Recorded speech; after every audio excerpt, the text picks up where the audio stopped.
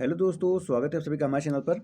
तो देखेंगे यहाँ पर हम लोग ये लेकर आए हैं क्लास 11 की एनसीईआरटी है, जो कि ये आप इसमें पढ़ेंगे पॉलिटी।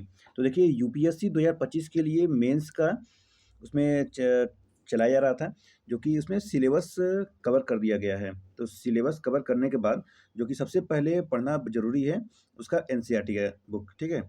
तो क्योंकि एनसीईआरटी देखिए पढ़ेंगे तो आपका बेस मजबूत होगा, क्योंकि इसमें बहुत सारे ऐसे स्टोरी बताकर बताए गए रहे होते हैं। तो पहले इसमें क्या करेंगे, एनसीईआरटी का कुछ क्लास शुरू करेंगे और एनसीईआरटी के कुछ चैप्टर पढ़ने के बाद उसके बाद आपको टॉपिक वाइज मेंस का कवर कराया जाएगा। ठीक है? तो पहले आप इसको ध्यान से पढ़ेंगे, किस प्रकार को इसमें कैसे-कैसे स्टोरी दिए गए हैं, कैसे निर्माण हुआ है। देखेंगे इसमें क्या है, पहला चैप्टर जो कि राजनीतिक सिद्धांत एक परिचय में दिया हुआ है। तो देखिए यहाँ पर क्या कह रहा है, लीजिए एक और किताब याद कीजिए, लेकिन हम उन्हीं चीज़ों पर बात करेंगे जो हमसे जुड़ी हुई हैं। तो देखेंगे राजनीति में कौन सी बातें हमसे जुड़ी रहती हैं, क्योंकि जनता की ही तो रहती है ना। देखिए यहाँ क्या कहता है, थोड़ा इंतजार कीजिए और देखिए यह कक्षा कुछ अलग होगी। जरा पन्ने पलटकर पृष्ठ 8 पर दिए बॉक्स में सुकरात के विषय में पढ़ेंगे। तो अभी आगे चल के पढ़ेंगे ये। चलिए तो देखेंगे पहले यहाँ पर चैप्टर यह क्या है, यह है राजनीतिक सिद्धांत। देखिए जो ये न्यू एडिशन का एनसीईआरटी है, इसमें बहुत सारे ऐसे आपको फैक्ट मिलेंगे जो कि डायरेक्ट आपको क्वेश्चन जो है आप अपने मेंस आंसर राइटिंग में इसको लिखने का प्रयास कर सकते हैं, अपने खुद से भी बना सकते हैं। तो चलिए देखते हैं, पहले यहाँ पर क्या कहता है। मनुष्य दो मामलों में अद्वितीय है, उसके पास विवेक होता है और अपनी गतिविधियों में उसे व्यक्त करने की योग्यता होती है। क्या कहता है? मनुष्य तो अद्वितीय है, उसके पास विवेक भी होता है और गतिविधियों में उसे व्यक्त करने की योग्यता भी रखते हैं। कौन? मनुष्य। उसके पास अपना स्वयं का विवेक होगा और व्यक्त करने के लिए योग्यता भी होती है। उसके पास भाषा का प्रयोग और एक दूसरे से संवाद करने की क्षमता भी होती है, जैसा कि हम लोग करते भी हैं। अन्य प्राणियों से इतर मनुष्य अपने अंतरंग भावनाओं और आकांक्षाओं को व्यक्त कर सकता है। वह जिन्हें अच्छा और वांछनीय मानता है, अपने उन विचारों का साझा कर सकता है और उन पर चर्चा कर सकता है। अच्छा देखे होंगे, बहुत सारे ऐसे जानवर हैं जो कि मनुष्य से बहुत बलशाली हैं, लेकिन उनके पास दिमाग नहीं है। मतलब उनके पास मस्तिष्क उसको क्षमता उनके पास ऐसा नहीं है जो कि वो ऐसा सोच सके। लेकिन मनुष्य के पास ऐसा विवेक है जो कि वो क्षमता में सोच भी सकते हैं और उस पे इम्प्लीमेंट करके अपने भाव को व्यक्त भी कर सकते हैं। ठीक है? तो उनके पास योग्यता ज़्यादा होता है। तो मनुष्य और इसमें जानवर में यही समानता होती है। देखेंगे राजनीतिक सिद्धांत की जड़ें मानव अस्मिता के इन जुड़वा पहलुओं में होती है। यह कुछ खास बुनियादी प्रश्नों का विश्लेषण करता है, जैसे समाज को कैसे संगठित होना चाहिए, हमें सरकार की ज़रूरत क्यों है, सरकार का सर्वश्रेष्ठ रूप कौन सा है, क्या कानून हमारी आज़ादी को सीमित करता है, राजसत्ता की अपने नागरिकों के प्रति क्या देनदारी होती है, नागरिक के एक रूप नागरिक के रूप में एक दूसरे के प्रति हमारी क्या देनदारी होती है, मतलब जो हम नागरिक हैं तो हमारी क्या देनदारी है।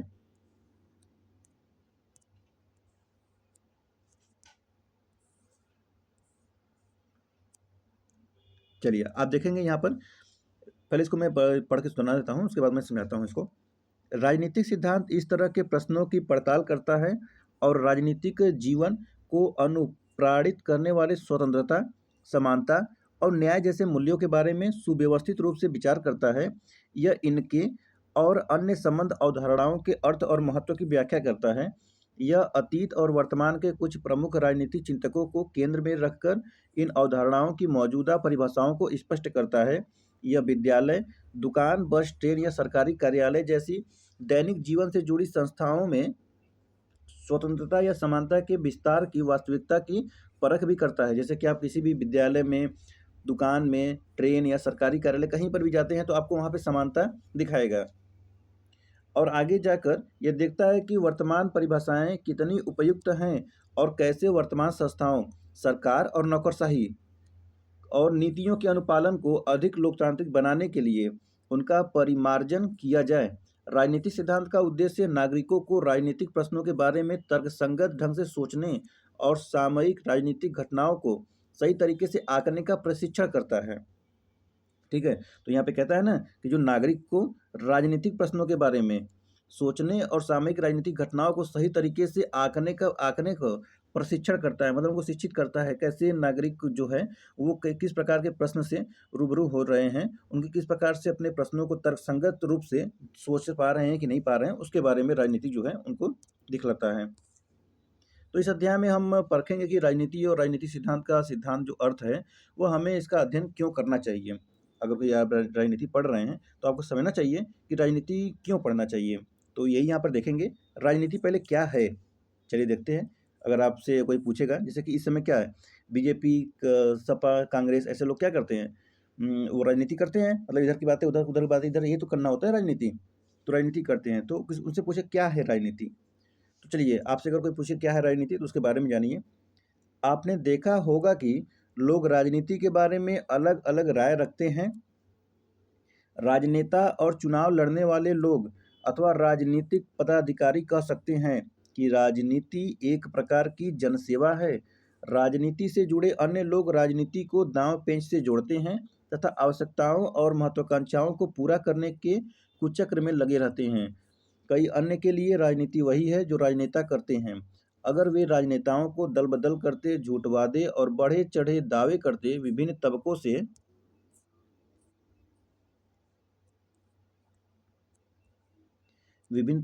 से जोड़-तोड़ करते, निजी या सामूहिक स्वार्थों में निष्ठुरता से रत और घृणित रूप में हिंसा पर उतारू होता देखते, तो वे राजनीति का संबंध घोटालों से जोड़ते हैं। मतलब कि अगर कोई ऐसा होता है, तो क्या करते हैं, अरे राजनीति हो रही है, कोई बहुत सारा घोटाला हुआ होगा, ऐसे बोलते हैं लोग ना, उसी के बारे में बात कर रहा है।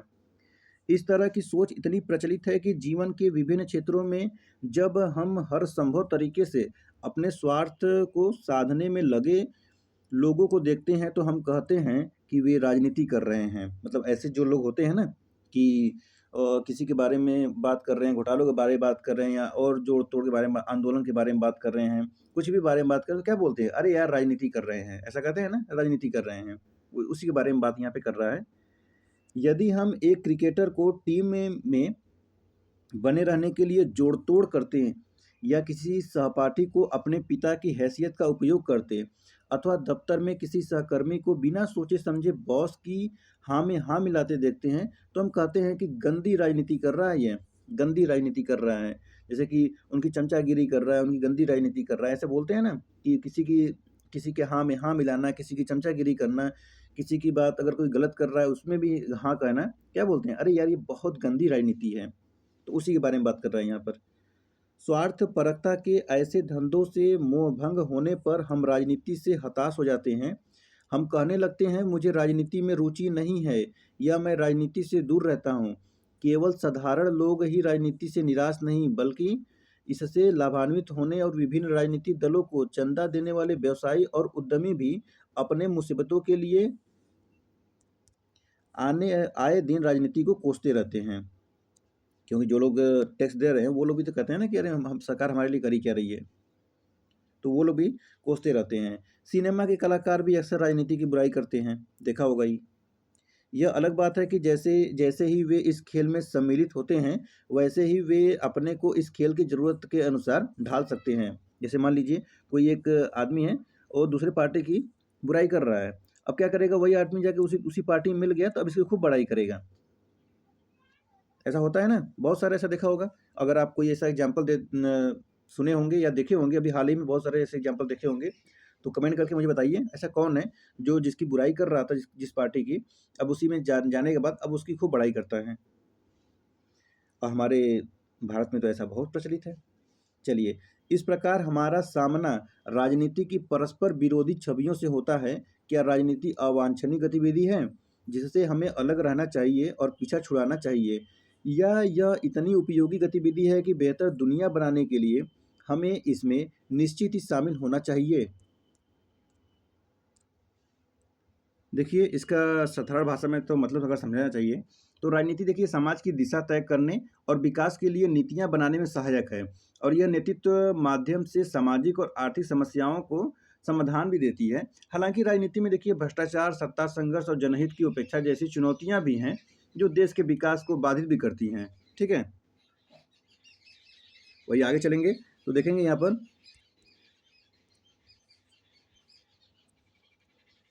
यह दुर्भाग्यपूर्ण है कि राजनीति का संबंध किसी भी तरीके से निजी स्वार्थ साधने के धंधे से जुड़ गया है। हमें समझने की जरूरत है कि राजनीति किसी भी समाज का महत्वपूर्ण और अविभाज्य अंग है। महात्मा गांधी ने एक बार टिप्पणी की थी कि राजनीति ने हमें सांप की कुंडली की तरह जकड़ रखा है और इससे जूझने के सिवाय कोई अन्य रास्ता नहीं है। राजनीतिक संगठन और सामूहिक निर्णय के किसी ढांचे के बगैर कोई भी समाज जिंदा नहीं रह सकता। जो समाज को अपने अस्तित्व को बचाए रखना चाहता है, उसके लिए अपने सदस्यों की विविध ज़रूरतों और हितों का ख्याल रखना आवश्यक होता है। परिवार, जनजाति और आर्थिक संस्थाओं जैसी अनेक सामाजिक संस्थाएं लोगों की ज़रूरतों और आकांक्षाओं को पूरा करने में सहायता करने के लिए पनपी है। ऐसी संस्थाएं हमें साथ साथ रहने के उपाय खोजने और एक दूसरे के प्रति अपने कर्तव्यों को कबूलने में मदद करती है। इन संस्थाओं के साथ सरकारें भी महत्वपूर्ण भूमिका निभाती हैं। देखा होगा ऐसे संस्थान बहुत हैं जो आपके ऐसे भूमिका निभाती हैं जो कि उसमें सरकार भी सहायता करती हैं। सरकारें जो हैं कैसे बनती हैं और कैसे कार्य करती हैं, ये राजनीति दर्शाने वाली महत्वपूर्ण बातें हैं। चलिए,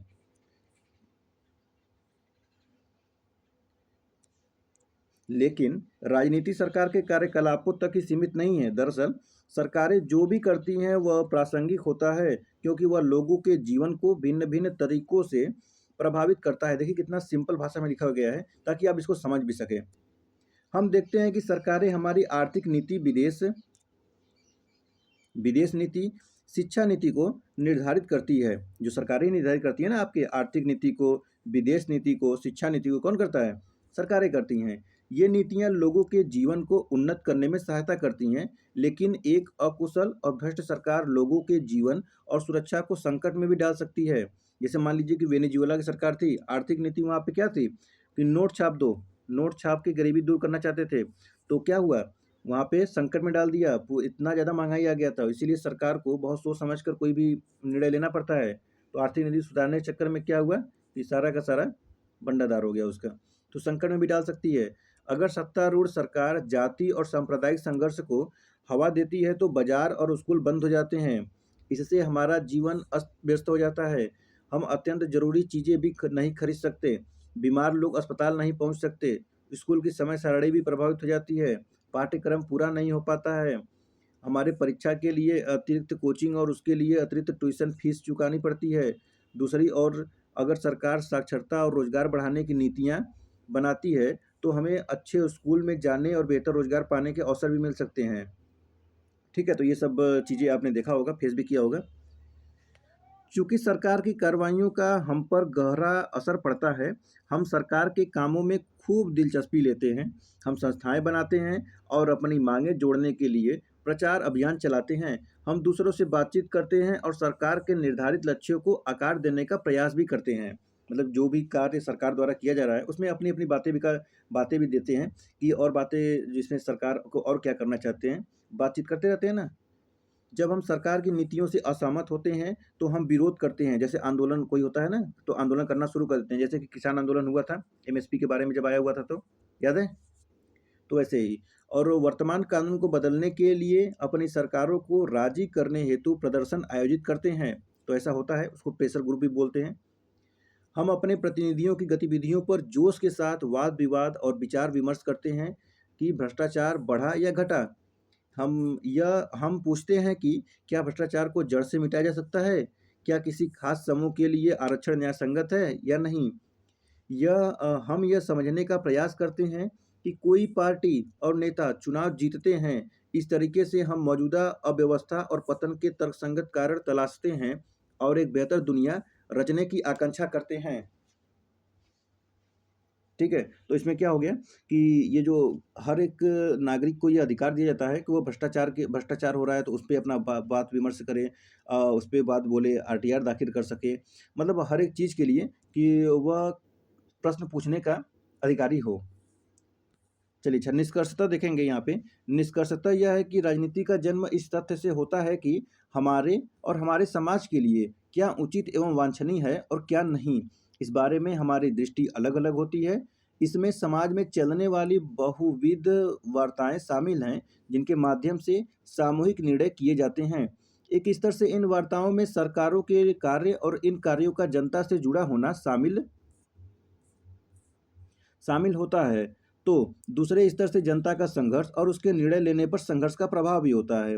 जब जनता देखिए आपस में वार्ता करती है और सामूहिक गतिविधियों में भाग लेती है, जो सामूहिक विकास को बढ़ावा देने और सामान्य समस्याओं के समाधान में मदद करने के उद्देश्य से तैयार की गई होती है, तब कहा जा सकता है कि जनता राजनीति में संलग्न है। ठीक है? क्या कहता है कि जो कोई विकास में बढ़ावा देना और सामान्य समस्याओं को समाधान में मदद करने के उद्देश्य होती है ना, तो उसको क्या बोलते हैं? जनता जो है राजनीति में संलग्न है एकदम है।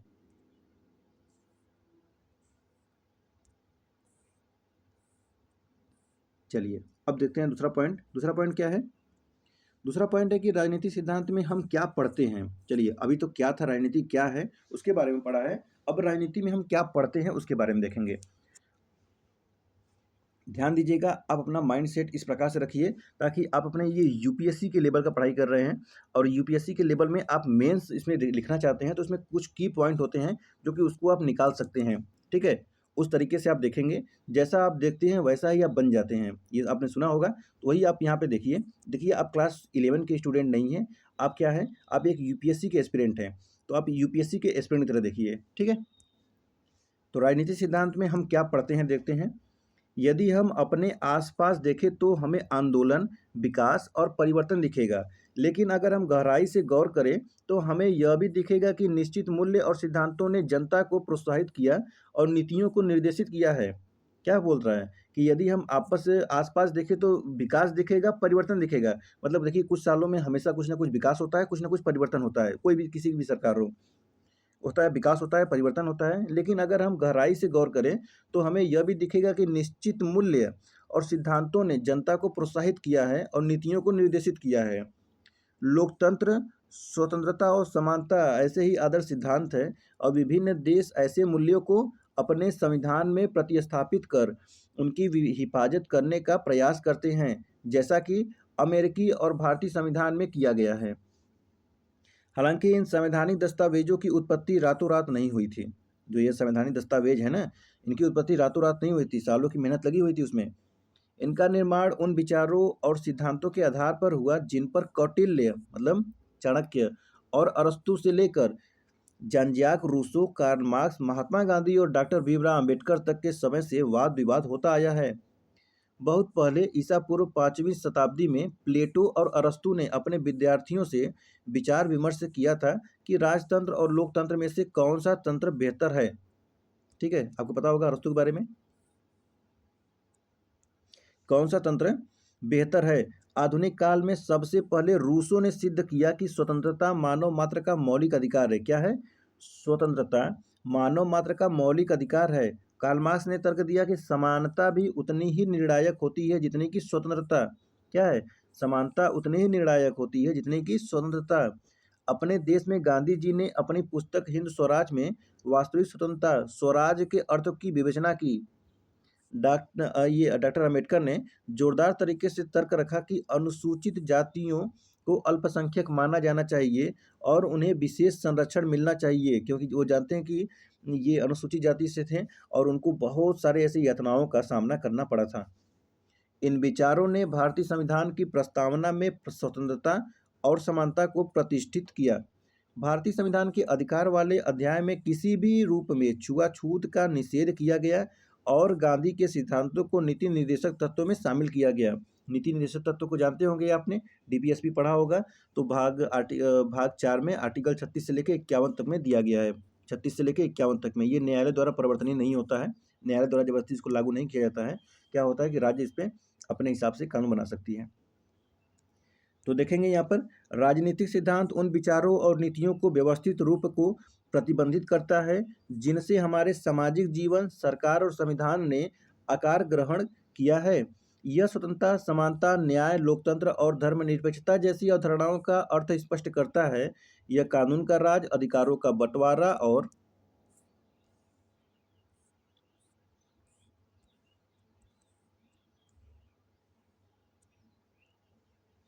न्यायिक पुनर्लोकन जैसी नीतियों की सार्थकता की जांच करता है। यह इस काम को विभिन्न विचारकों द्वारा इन अवधारणाओं के बचाव में विकसित युक्तियों की जांच पड़ताल के जरिए करता है। हालांकि रूसो, मार्क्स, गांधी जी राजनेता नहीं बन पाए, लेकिन उनके विचारों ने हर जगह पीढ़ी दर पीढ़ी राजनेताओं को प्रभावित किया। साथ ही ऐसे बहुत से समकालीन विचारक हैं जो अपने समय में लोकतंत्र या स्वतंत्रता के बचाव के लिए उनसे प्रेरणा लेते हैं। विभिन्न तर्कों की जांच पड़ताल के अलावा राजनीतिक सिद्धांतकार हमारे ताजा राजनीतिक अनुभवों की छानबीन भी करते हैं और भावी रुझानों तथा संभावनाओं को चिन्हित करते हैं। चलिए यहाँ पहले तो यहाँ पे देख लीजिए थोड़ा सा इसको। क्या आप पहचान सकते हैं कि नीचे दिए गए प्रत्येक कथन स्थिति में से कौन सा राजनीतिक सिद्धांत के लिए मूल्य में प्रयोग में आता है? मुझे विद्यालय में कौन सा विषय पढ़ना है, यह तय करना मेरा अधिकार होना चाहिए। अब मुझे आप सिर्फ इसका आंसर दीजिएगा, क्या होना चाहिए या नहीं। छुआछूत की प्रथा का उन्मूलन कर दिया गया। कानून के समक्ष सभी भारतीय समान हैं। अल्पसंख्यक समुदाय के लोग अपनी पाठशालाएं और विद्यालय स्थापित कर सकते हैं। भारत की यात्रा पर आए हुए विदेशी भारतीय चुनाव में मतदान नहीं कर सकते। मीडिया या फिल्मों पर कोई भी सेंसरशिप नहीं होनी चाहिए। और लास्ट है, विद्यालय के वार्षिकोत्सव की योजना बनाते समय छात्र छात्राओं से सलाह ली जानी चाहिए। ठीक है, एक और था इसमें, गणतंत्र दिवस के समारोह में प्रत्येक को भाग लेना चाहिए। चलिए, तो ये हो गया। अब देखते हैं यहाँ पर और है, इसमें कुछ छूटा हुआ था जो कि, लेकिन क्या यह सब हमारे लिए प्रासंगिक है? क्या अब हम स्वतंत्रता और लोकतंत्र प्राप्त नहीं कर चुके हैं? भारत सचमुच स्वायत्त और स्वतंत्र है। हालांकि स्वतंत्रता और समानता से संबंधित प्रश्नों का उठना बंद नहीं हुआ है। ऐसा इसलिए कि स्वतंत्रता, समानता और लोकतंत्र से संबंधित मुद्दे सामाजिक जीवन के अनेक मामलों में उठते हैं और विभिन्न क्षेत्रों में अलग अलग रफ्तार से उनकी बढ़ोतरी हो रही है।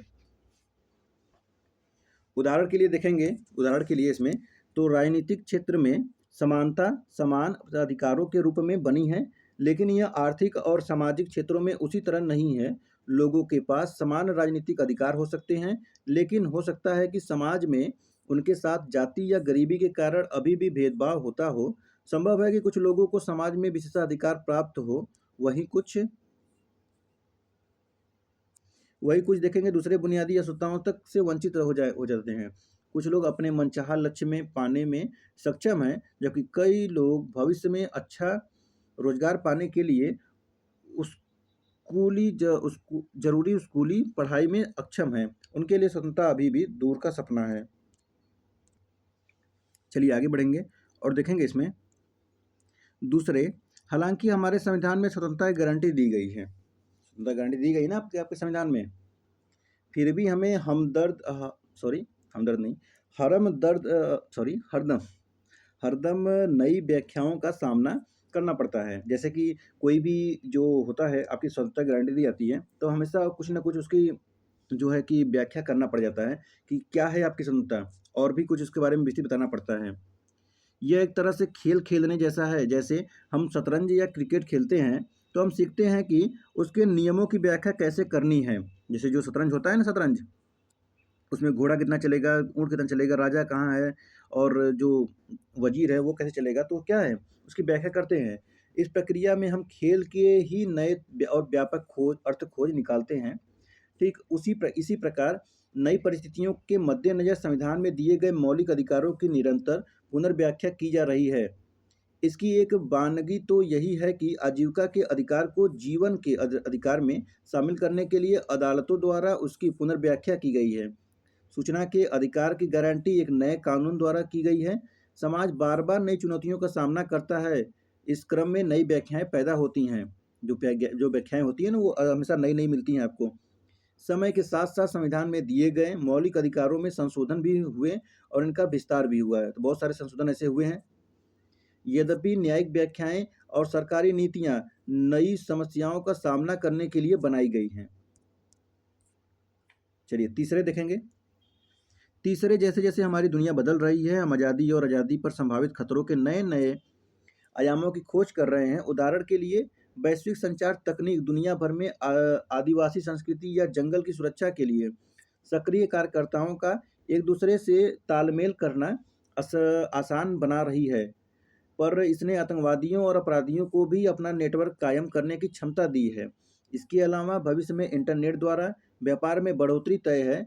इसका अर्थ है कि वस्तुओं और सेवाओं की खरीद के लिए हम अपने बारे में जो सूचना ऑनलाइन दें, उसकी सुरक्षा हो। इसलिए यू तो इंटरनेट जन, अंग्रेजी में इंटरनेट का इस्तेमाल करने वालों को नेटिजन कहा जाता है। नेटिजन सरकारी नियंत्रण नहीं चाहते, लेकिन वे भी व्यक्तिगत सुरक्षा और गोपनीयता बनाए रखने के लिए किसी न किसी प्रकार का नियमन जरूरी मानते हैं। जो प्राइवेसी का हनन होता है ना, उसके बारे में बोल रहा है। परिणाम स्वरूप ये प्रश्न उठाए जाते हैं कि इंटरनेट इस्तेमाल करने वाले लोगों को अपनी स्वतंत्रता दी जानी चाहिए। मतलब वो क्या देख रहे हैं, क्या नहीं देख रहे हैं, उनकी खुद की स्वतंत्रता होनी चाहिए। क्या आप किसी अजनबी को अवांछनीय ईमेल भेज सकते हैं? क्या आप चैट रूम में अपने उत्पाद को विज्ञापन कर सकते हैं? क्या सरकार आतंकवादियों का सुराग लगाने के लिए किसी व्यक्तिगत ईमेल में ताक-झाँक कर सकती है? कितना नियमन न्यायोचित है और किसको नियमन का करना चाहिए, सरकार को या कुछ स्वतंत्र नियामकों को? राजनीतिक सिद्धांत में इन प्रश्नों के संभावित उत्तरों के सिलसिले में हमें हमारे सीखने के लिए बहुत कुछ है और इसलिए यह बेहद प्रासंगिक है। अब देखिए, यहाँ पर आपको मेंस का क्वेश्चन बन मिल सकता है। जैसे, क्या किसी अजनबी को अवांछनीय ईमेल भेज सकते हैं? क्या आप चैट रूम में अपने उत्पाद का विज्ञापन कर सकते हैं? क्या सरकारी आतंकवादियों को सुराग लगाने के लिए किसी व्यक्तिगत ईमेल में ताक-झाँक कर सकती है? सरकार पूछ रही है, सरकार जो है आतंकवादियों का सुराग लगाने के लिए व्यक्तिगत ईमेल में ताक-झाँक कर सकती है? ये डायरेक्ट क्वेश्चन पूछ सकता है ऐसे। तो बिल्कुल ऐसा करना चाहिए ना। अगर कोई आतंकवादी है तो उसके बारे में अगर पता लगाना है, तो किसी का ईमेल जो है देख सरकार देख सकती है, लेकिन उस किसी से शेयर ना करे, ऐसा करना चाहिए, किसी से शेयर नहीं करना है। चलिए अच्छा, अब यहाँ पर आपको प्राचीन सुकरात और अरस्तू के बारे में देखेंगे। प्राचीन यूनान के एथेंस नगर में सुकरात को सर्वाधिक विवेकशील व्यक्ति कहा जाता था। वह समाज, धर्म और राजनीति के बारे में प्रचलित मान्यताओं को सवालों के कटघरे में खड़ा करने और चुनौती देने के लिए प्रसिद्ध था। इसके लिए ही उसे एथेंस के शासकों द्वारा मृत्युदंड दिया गया था। सुकरात ने लोकतंत्र के बारे में बोला था, उनको मृत्युदंड दे दिया गया था। देखेंगे यहाँ पर सुकरात के शिष्य प्लेटो ने उसके जीवन और विचारों के बारे में विस्तार से लिखा है। प्लेटो ने अपनी पुस्तक द रिपब्लिक में सुकरात के नाम से एक चरित्र गढ़ा और उसके माध्यम से इस सवाल की जांच पड़ताल की, न्याय क्या है? न्याय क्या है? यह पुस्तक सुकरात और सेफलस के बीच एक संवाद से प्रारंभ होती है। इस संवाद के दौरान सेफलस और उसके मित्र समझने लगते हैं कि न्याय की उनकी दृष्टि अपर्याप्त है और उसे स्वीकार नहीं किया जा सकता। सुकरात के तरीके में महत्वपूर्ण बात यह है कि किसी दृष्टिकोण में निहित सीमाओं और असंगतियों को उजागर करने के लिए वह तर्क बुद्धि का प्रयोग करता है।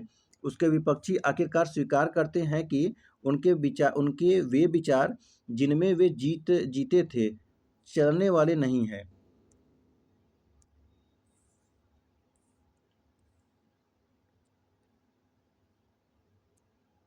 चलिए, तीसरा पॉइंट क्या आता है?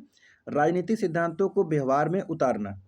पहले तो राजनीति क्या है, फिर राजनीति क्यों करना चाहिए। अब आता है राजनीतिक व्यवहार सिद्धांतों को व्यवहार में उतारना। खाली बातें करना है कि उसको व्यवहार में उतारना भी है, उसके बारे में बात करना है यहाँ पे। तो इस पाठ्यक्रम में हमने स्वयं को राजनीतिक सिद्धांत के सिर्फ एक पहलू तक सीमित रखा है।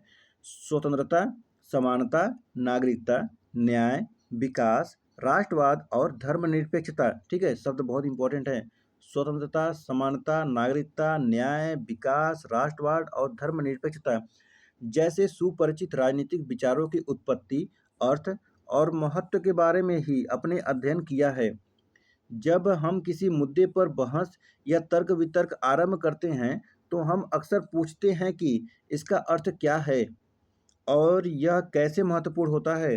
राजनीतिक सिद्धांतकारों ने बताया है कि आज़ादी या समानता क्या है और इसकी विविध परिभाषाएं प्रस्तुत की है। गणित के विपरीत जहां त्रिभुज या वर्ग की सिर्फ एक परिभाषा होती है, राजनीतिक सिद्धांत में हम समानता और आज़ादी या न्याय की अनेक परिभाषाओं से रूबरू होते हैं। चलिए देखेंगे, ऐसा इसलिए है क्योंकि समानता जैसे शब्दों का सरोकार किसी वस्तु के बजाय अन्य मनुष्यों के साथ हमारे संबंधों से होता है। वस्तुओं के विपरीत मनुष्य समानता जैसे मुद्दों पर अपनी राय रखता है और इन मतों को समझने और इनसे तालमेल रखने की ज़रूरत होती है। ऐसा करने की दिशा में हम कैसे बढ़ सकते हैं? चलिए, हम विभिन्न जगहों में समानता से संबंधित सामान्य अनुभव से शुरू करते हैं। आपने गौर किया होगा कि लोग अक्सर सरकारी कार्यालय, डॉक्टर के प्रतीक्षालय या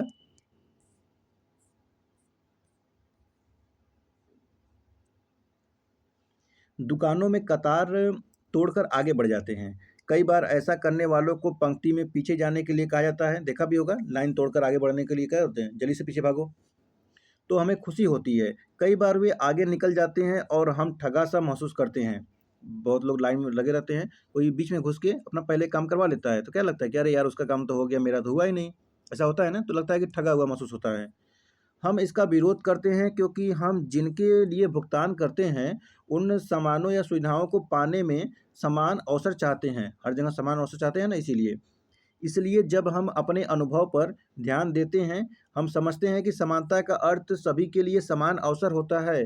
फिर भी अगर वृद्धों और विकलांगों के लिए अगर काउंटर हो तो हम समझते हैं कि उनके साथ विशेष बर्ताव न्यायोचित होना चाहिए। मतलब हम सोचते हैं, जैसे यहाँ पर लाइन ऐसे लगा कर खड़े हैं, यहाँ पर काउंटर है, ऐसे लाइन लगाकर खड़े हैं और यहाँ पर काउंटर है, लेकिन एक कोई विकलांग है, कोई वृद्ध है, कोई महिला है, तो उसके लिए सबसे पहले लाइन मिल जाता है। दोनों सोचते हैं जान दीजिए उन लोग का भाई, उन लोग को भी एक न्याय मिलना चाहिए क्योंकि वो लोग भी सक्षम नहीं हैं, ठीक है? तो वहाँ पर हम लोग उनका विरोध नहीं करते हैं।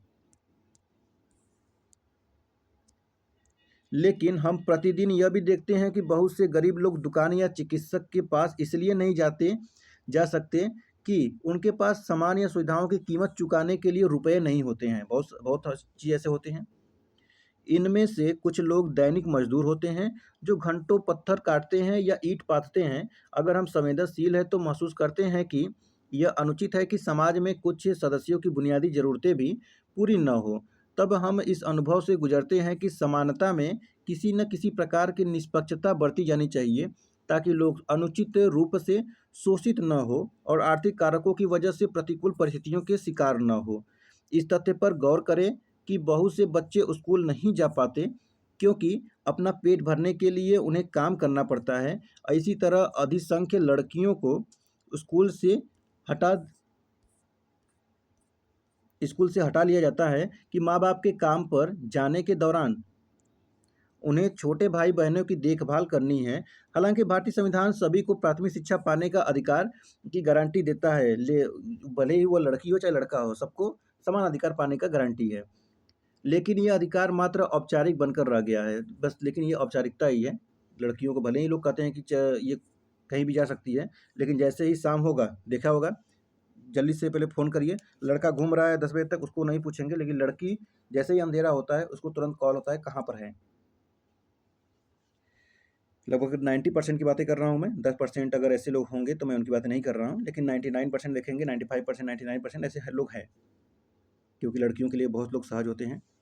तो फिर हम महसूस कर सकते हैं कि ऐसे बच्चों और उनके माँ-बाप के लिए सरकार को कुछ ज़्यादा ही करना चाहिए ताकि वे स्कूल जा सकें।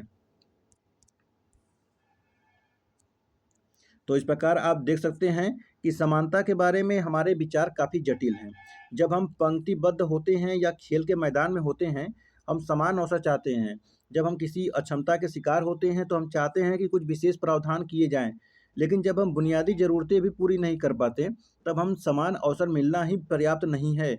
हमें स्कूल जाने या संसाधनों, जैसे रोज़गार, अच्छा वेतन, रियासती अस्पताल आदि का समुचित बँटवारा जैसे अग्रगामी उपायों से सहायता पाने में समर्थ बनाया जाना चाहिए। इसका अर्थ यह हुआ कि निष्पक्षता को सुनिश्चित करने के लिए किसी एजेंसी को ज़िम्मेदार बनाने की ज़रूरत है। तो वहाँ पर सुकरात की कुछ बातें करी जा रही थी, जो कि देखेंगे सुकरात ने यह कैसे किया था। तो सेफलस, तुमने अच्छा कहा, मैंने जवाब दिया, लेकिन जहाँ तक न्याय की बात है, यह क्या है? यह है क्या? सत्य बोलना और अपना ऋण चुकाना, बस इससे अधिक कुछ नहीं। और क्या इसके भी अपवाद नहीं होते हैं? जरा सोचिए, एक मित्र शांत चित्त भाव से अपने हथियार मेरे पास जमा कर देता है और उन हथियारों को वह ऐसी स्थिति में वापस माँगता है जब उसका दिमाग शांत नहीं है। ऐसी स्थिति में क्या मुझे हथियार वापस करना चाहिए? मान लीजिए कोई आपका दोस्त है, आपको हथियार देकर गया। अब ये दोस्त कहीं और लड़ाई कर लिया है और आपसे माँगता है, "जल्दी से मेरा हथियार दो, जल्दी से हथियार दो, मेरा कहीं जाना है, मुझे कहीं जाना है।" तो क्या पता वो हथियार लेकर तुरंत इसका मर्डर कर दें। तो इस समय क्या हथियार आप देंगे? आप बिल्कुल सही कह रहे हैं, उसने कहा। लेकिन तब सत्य बोलना और ऋणों को चुकाना न्याय की सही परिभाषा नहीं है। ये इस समय सत्य बोलना, ऋण चुकाना इसमें सही नहीं है, मैंने कहा। पहले हमने सीधे-सीधे कहा था कि अपने मित्रों के साथ भला करना और अपने शत्रुओं के साथ बुरा करना न्याय है। इसकी जगह हमें कहना चाहिए कि मित्र अच्छे हों तब उनके साथ अच्छा करना और जब शत्रु बुरे हों तब उनके साथ बुरा करना न्याय है। हाँ, मुझे ये ठीक लगता है। अभी आगे भी देखेंगे। हाँ, मुझे ये ठीक लगता है। लेकिन क्या किसी को भी चोट पहुँचाना न्यायपूर्ण होना चाहिए? निस्संदेह जो दुष्ट और शत्रु है, उन्हें चोट पहुँचाई जानी चाहिए। जब घोड़े घायल होते हैं, तब उनकी स्थिति पहले से बेहतर होती है या बुरी? पहले से बेहतर होती है। कहने का मतलब है कि जब उनकी स्थिति बुरी होती है, उनमें घोटक यानी घोड़े के गुण कम होता है, श्वान या कुत्ते के गुण नहीं। तो हाँ, ये घोड़े का जो गुण होता है, ये कम होता है, जब बुरी स्थिति होती है। और जब कुत्तों की स्थिति बुरी होती है, तब उनमें स्वांतक का मतलब क्या होता है? कुत्ते के गुण। कुत्ते के गुण कम होता है या कुत्ते के गुण नहीं होता है? तो हाँ, बिल्कुल सही है, नहीं होता है। और देखेंगे, और जब कोई मनुष्य घायल होगा, तब उसमें मनुष्य का गुण कम होगा, निस्संदेह। और वह मनुष्यत्व का न्याय है, निश्चित रूप से होगा।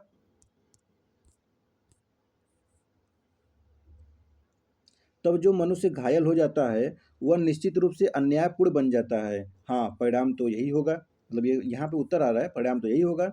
लेकिन क्या संगीतकार अपनी कला से मनुष्य को संगीत से दूर कर सकता है? बिल्कुल नहीं कर सकता। और क्या घुड़सवार अपनी कला से उसे एक बुरा घुड़सवार बनाता है? असंभव है ऐसा तो। और क्या कोई न्यायपूर्ण व्यक्ति न्याय के द्वारा लोगों को अन्यायपूर्ण बना सकता है? या सामान्य शब्दों में क्या सद्गुण संपन्न व्यक्ति किसी को बुरा बना सकता है? निश्चित रूप से नहीं। और ना ही अच्छा व्यक्ति किसी को नुकसान पहुंचा सकता है। हाँ, यह तो असंभव है। और न्यायपूर्ण व्यक्ति की अच्छा व्यक्ति होता है, निश्चित रूप से होता है। यहाँ पे क्वेश्चन आंसर कर रहे थे, सुकरात की तरफ से था। तब देखेंगे फिर आगे क्या था। तब मित्र या किसी भी अन्य व्यक्ति को नुकसान पहुंचाना या न्यायपूर्ण व्यक्ति का नहीं, वरन उससे ठीक उलट एक अन्यायपूर्ण व्यक्ति का ही काम होता है। मेरा सोचना है कि सुकरात, तुम जो कह रहे हो वह काफी सत्य है। और जो किसी रोग से बचाव या रोकथाम में सर्वाधिक कुशल होता है, वही उसे पैदा करने में भी सर्वाधिक सक्षम होता है। सच बात है। और जो शत्रु से जीत सकता है, वही किले का सबसे अच्छा रक्षक होता है। तो ये निश्चित ही है, अच्छा रक्षक होगा। तब जो किसी चीज का अच्छा रखवाला हो, वही अच्छा चोर भी होता है। हाँ, इससे तो यही निष्कर्ष निकलता है, जो अच्छा रखवाला होता है वही अच्छा चोर भी होगा। तब अगर अन्यायपूर्ण व्यक्ति धन की रक्षा करने में अच्छा होता है, तो गबन करने में भी अच्छा होता है। इस तर्क से तो यह निश्चित निहित ही है। देखते हैं आगे भी है इसमें। हाँ, आगे भी है।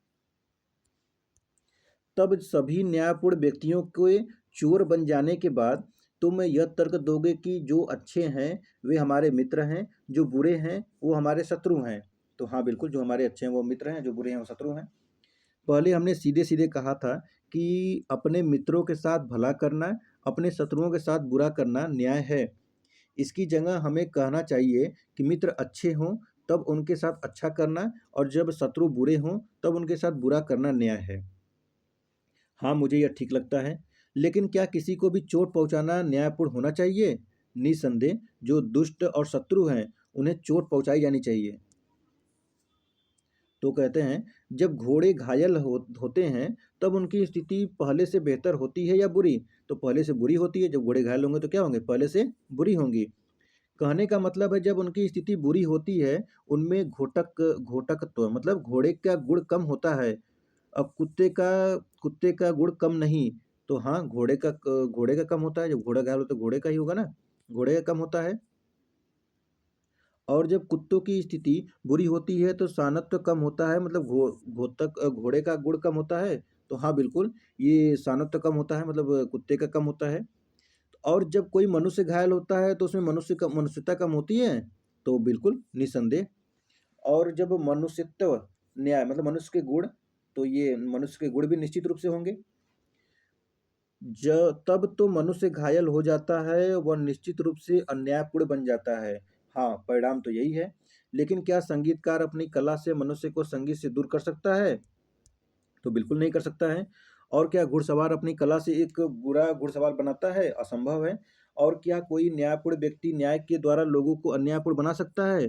तो ये तो या शब्दों से क्या सद्गुण संपन्न व्यक्ति की बुरा बना सकता है? तो निश्चित रूप से नहीं बना सकता। और ना ही अच्छा व्यक्ति किसी को नुकसान पहुंचा सकता है। तो हाँ, यह तो असंभव है। अन्यायपूर्ण व्यक्ति अच्छा व्यक्ति होता है, तो निश्चित रूप से। तो यहाँ पर कहते हैं, तब मित्र या किसी भी अन्य व्यक्ति को नुकसान पहुंचाना एक न्यायपूर्ण व्यक्ति का नहीं, वरन उससे ठीक उलट एक अन्यायपूर्ण व्यक्ति का ही काम होता है। मेरा सोचना है कि सुकरात, तुम जो कह रहे हो वह काफ़ी सत्य है। अगर कोई आदमी कहता है कि न्याय ऋण चुकाने में अच्छे ऋण हैं, तो मित्रों को चुकाने और बुरे हुए जो शत्रुओं को चुकाने में है। यह कहना समझदारी नहीं है कि क्या यह सत्य नहीं है? जैसा कि स्पष्ट रूप से दिखाया जा चुका है, किसी को भी चोट पहुँचाना किसी भी स्थिति में न्यायपूर्ण नहीं हो सकता है। ये पालीमार्कस ने कहा। मैं तुमसे सहमत हूँ। मतलब किससे? सुकरात से। तो इसी साथ में देखेंगे, तो ये सुकरात की बातें थी। और ये सुकरात की कुछ बातें जो आपने देखा होगा कि इसमें देखा होगा आपने कि पहले एक बात इधर से किया, फिर दूसरी बात इधर से किया, और दोनों को बातें को सत्य कर दिया। उसमें हाँ में हाँ, नहीं में नहीं मिलाया। ठीक है? तो वैसे ही आप भी अपने बातों में ऐसे ही शालीनता रखे रखिए, तर्क वाली बातें किया करिए, ताकि जो भी तार्किक बातें करेंगे, आपकी बातों को जो महत्व दिया जाएगा। ठीक है? उसी के बाद देखेंगे, यहाँ पे कुछ प्रश्नावली है। तो यहाँ पे ऐसे कुछ प्रश्न पूछे गए थे, आप इसको देखना चाहें तो देख सकते हैं। ठीक है? तो ये क्या था? ये क्लास 11th का एनसीईआरटी था, राजनीति विज्ञान का। तो ये समाप्त होता है। ये चैप्टर 1 आज था। क्या था? आज ये चैप्टर 1 था। चैप्टर 1 समाप्त हुआ था।